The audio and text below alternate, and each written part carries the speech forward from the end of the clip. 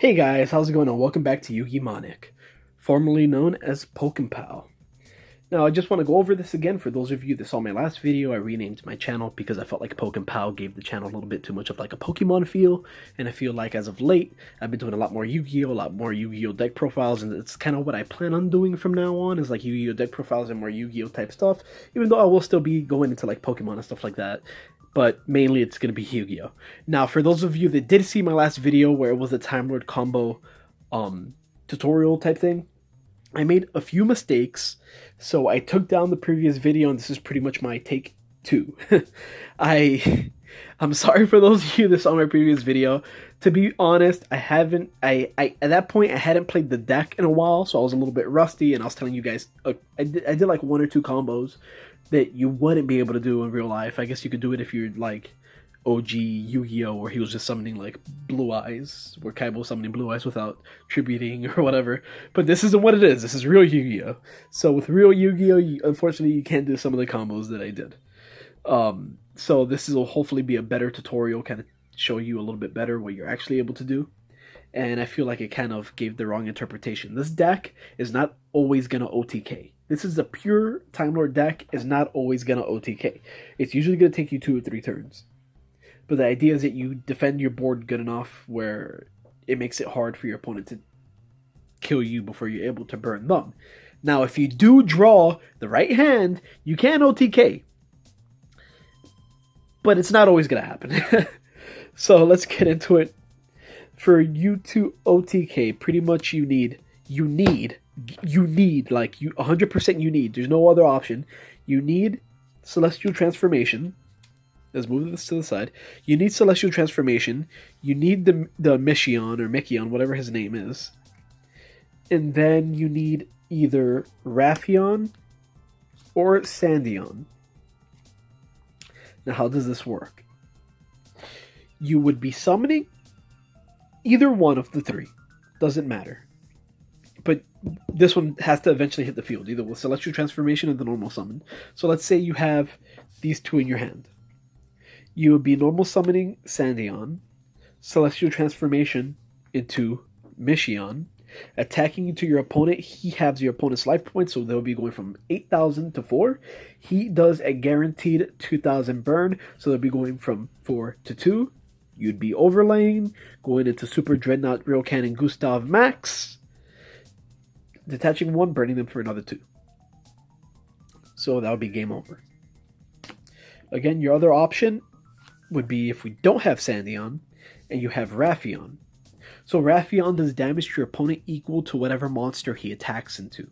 So if your opponent has a monster with 2,000 or more attack, this will again be an OTK.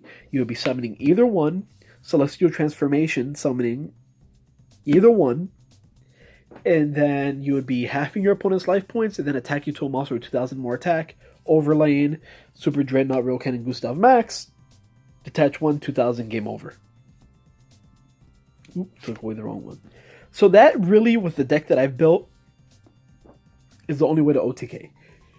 You need Mishion and you need Celestial Transformation. Otherwise, you're done. The only other way you can really get the cards that you need in your hand is if you have the Celestial Transformation. This is where I went wrong in my last video, and I'm sorry about that. If you have one of these 3 in your hand with a Celestial Transformation, you need the Celestial Transformation. You could special summon Time Maiden, tribute her, to add one of these 2 in your hand, because you can't add him because he has 4,000 attack. So let's say you have Raffion in your hand, you'll be searching out Mishion. If you have Mishion in your hand, you'll be searching out Raffion. If you don't have Mishion in your hand, then it doesn't matter. Like if you have a Raffion in your hand, or if you have a what is it that I'm looking for? So if you have a Sandion, you'd be searching out Mishion. If you have a Raffion, you'd be searching out Mishion. If you have a Mishion, then you'll be searching out Raffion, because you can't search him out. That's what I meant. But then you need the Celestial Transformation, because you're not using her second effect of special summoning, because it doesn't let you OTK. You're going to have to wait an extra turn. So what you would be doing is, because you special summoned her, you didn't normal summon her, and then you get rid of her to search a card, you would then be normal summoning one of these 2, using Celestial Transformation to summon another one, then overlaying into Super Dreadnought Gustav Rail Cannon Max guy, 1000, 2000, forever damage done. So that's really the only way of doing it, of getting the OTKs. That's pretty much it. Anything else is going to be burn damage, where you're going to end your opponent in like 2 or 3 turns.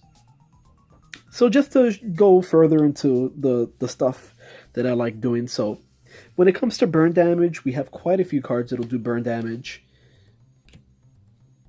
You have Camion, Mishion, Raffion, Sandion, Medeon, and Lazion. Alright, so these are the guys that do burn damage. Now, the reason why I said you pretty much always need Mishion, because this one is usually going to do the most, halving your opponent's life points. And then why I say these two, or when you're searching those two, it's because Raffion does damage equal to your opponent's monster, and Sandion always does 2000. The issue with somebody like Camion is that he only does, I think, is like 500 burn damage. Lazion does 1000 when your opponent draws. And then Medeon does 300 for each monster returned from the field to the opponent's hand. So usually early game, the only guys that'll give you the 2000 on top of the Mishion are going to be these two for you to then overlay. Just keep that in mind. Now, if you do have like a 1-for-1, you can do the same thing where you pretty much special summon Time Maiden. You're tributing Time Maiden to search out one of these two. And then you would go into... Oop, dropped it. Alright, well that could stay there. I can't find it. So we're... Okay. So pretty much 1-for-1 is just another way to get Time Maiden out if you do want the search. But you need to have Celestial Transformation in your hand. You have no option. So you would be 1-for-1ing, getting rid of something in your hand, special summoning Time Maiden, tributing Time Maiden, adding one to your hand, most likely either the Raffion or the Mishion, and then summoning the Mishion or Mishion, Celestial Transformationing into the other one, hitting your opponent for half their life points, 2000 plus if they have a monster with 2000 or more.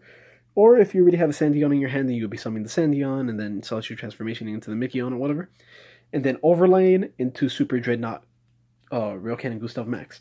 But no matter what, you're always going to need the Celestial Transformation. And you cannot use Time Maiden's second ability, where if you banish her, you can special summon, because then you cannot special summon again. And if you use something like 1-for-1, you can't use her second effect anyway. And if you wait the next turn to then use her second effect to special summon, then you can't use your extra deck because it's also a special summon. So no good, no bueno. And then Foolish Burial would be a way to get out a special summon. If you do... So, Foolish Burial is more for... Let's say you already hit your opponent for half their life points. And then this gets shuffled into your deck at the end of your turn. Or when it's your turn again. And then you were able... Let's say you've gotten your opponent down to 500 or 1,000 or 2,000 life points or whatever. Pretty much what Foolish Burial is for is, if you don't have one of the bigger burn damage cards in your hand, would be to send Time Maiden to your graveyard, banish her from your graveyard to special summon, usually not Mishion, because he always does half your opponent's life points, so he's not gonna finish off your opponent. But you could summon one of the other burn cards to hopefully finish off whatever your opponent has left. So it's not an OTK or anything like that, but that's the reason why I run the Foolish Burial, because if your opponent does have, 2,000 or less life points or whatever, or sometimes even, with this guy, if your opponent has a big beater, if your opponent has a monster with like 3,000 or 3,500 attack, which happens, you would Foolish Burial, get rid of Time Maiden, summon him, and then you're hitting your opponent for the attack points of that monster. So this guy can do some pretty heavy damage, depending, especially if it's late game and your opponent was able to get something big out. This guy's going to end up doing some pretty hefty damage to your opponent. So let's get rid of that. Now, another late game combo you could do is if you are able to put up the Infinite Light. So you would do Empty Machine would get popped, and then you would next turn so you would do Empty Machine. and then, you know, whatever, the next turn do Infinite Machine, and then eventually you get out Infinite Light. It does take a while. The quickest way you could get them out, I think the shortest amount would be 3 turns or something like that, but it takes a while. But if you have Infinite Machine, its effect is that, where is it? Once per turn, if you control no monsters, you can special summon up to 1 Time Lord monster each from your hand, deck, and graveyard, with different names ignoring summoning conditions. So hand, deck, and graveyard. So you could do something like, you know, if you have one of each or whatever, hand, deck, and graveyard. Yeah, because it doesn't say 0 attack, it just says 1 Time Lord. So you could do the same thing, you know, you can hit your opponent for half, for 2,000, for another, whatever their monster's attack is, and then you could overlay into like a Super Dreadnought Gustav Cannon, or Max Cannon Gustav forever, and you. Max. And yeah, so if Infinite Light is like one of the slower cards, it takes forever to get out. But once you do have it out, you have 3 Time Lords on the field, and this doesn't let them bounce back anymore. Now they're on the field. So you could always Xyz into it, or you could just keep, once, you know, your next turn, if you're not able to finish your opponent off that turn, hey, next turn I'll probably have enough burn damage to end you anyway. Now, let's say you have Infinite Light, because this does happen. Let's say you draw into an Infinite, or a Celestial Transformation, I mean, not an Infinite Light. Celestial Transformation. What am I saying? I don't want to do a take 3 of this video. If you have a Celestial Transformation and you just happen to draw to some duty Time Lords that aren't going to be able to finish off your opponent, you could always summon one, summon the other one, you know, with Celestial Transformation, do whatever, you know, they're going to do to your opponent, you know, take away what little bit of life points you can, or bounce their field back. Some of them do that, or pop their back row if you happen to have, like, if you happen to get the blue guy that does no burn damage, like Zaphion does no burn damage, but if you're able to get her out, if your opponent does have a back row, you can just use her for that. And then your next turn, you could go into like your Super Dreadnought, because if you use Celestial Transformation and you don't have like Infinite Light out where they're gonna stay on the field, you're gonna want to make something out of them, because otherwise they're both gonna get bounced back. So you could, for example, let's put her back to not make things confusing. You could Xyz into Real Cannon Gustav, because he does has 3,000 attack, 3,000 defense, and you can burn your opponent for 2,000 and then eventually another 2,000, which might just end the duel. But with so much like removal nowadays and all that, like, that might not be the best idea. So I do run the Ravenous Tarantula, the engine of Ravenous, the Ravenous engine, where I would be doing that, doing some of that, and then doing some of that. So this is pretty much the Utopia Prime engine for like big boys, for like big guys. Because we can't run Utopia, the Lightning, or any of that, because we don't have level 3s to summon a rank 3. But we have a number 77, the 7 Sins, which is a super sweet looking card. And sometimes you might just catch your opponent sleeping on you and not realize what you just did. So this guy is big. This guy has 4,000 attack, 3,000 defense. So what does he do? So if you summon him the way I just did, doing that, you can't use his effects this turn, but you can the next turn. So once per turn, you can detach 2 Xyz materials from this card and banish as many special summon monsters from your opponent controls as possible. So as you guys know, especially now with the Link format, the extra deck is so heavily used, everything's a special summon. So technically you could, let's try to focus here. You could get rid of 2, get rid of all your opponent's special summon monsters, and then link one of their monsters back in. Get rid of 2 the next turn. If they're able to summon stuff again, pop their entire, kill all their monsters again. If they happen to all be special summoned. And if it's not special summoned, they probably won't have 4,000 attack. Just saying.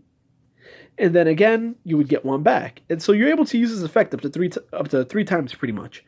And then the cool thing is that number 77 does have some protection. So if this face-up card on the field would be destroyed by battle or card effect, you can detach 1 Xyz material from this card instead. So if he would be destroyed or whatever, you just get rid of 1. So he does have some protection. He has 4,000. Most likely if your opponent summons anything big enough to get rid of this guy, or with an effect to get rid of him, it's probably going to be a special summon. So there's a good chance this guy is going to last for a while. He has 4,000 attack. I mean, let's be real. If you summon this, if you're able to do some burn damage to your opponent, and you're able to get this guy out, you're probably going to be hitting your opponent for a good amount of damage, and you might just finish off the duel in a turn or two. And then even if he does leave the field, oops, sorry.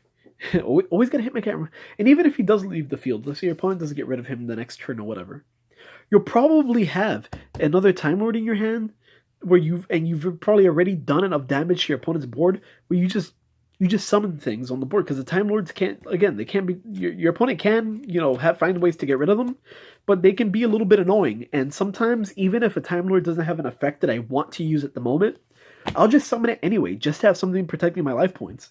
It's like, alright, he's annoying. He's going to get shuffled back into my deck next turn. Guess what? Get rid of him if you want to do something to my life points.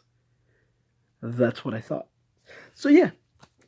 So that's pretty much it with this deck profile. If you, or not deck profile, this combo tutorial.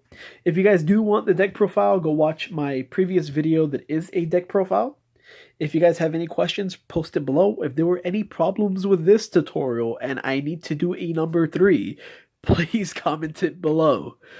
And if you have any criticisms, let me know. Let me know, besides me slurring my words and not knowing how to talk. Alright guys, well thanks for watching my first Yu-Gi-Oh! Combo tutorial how-to guide. And have a good one.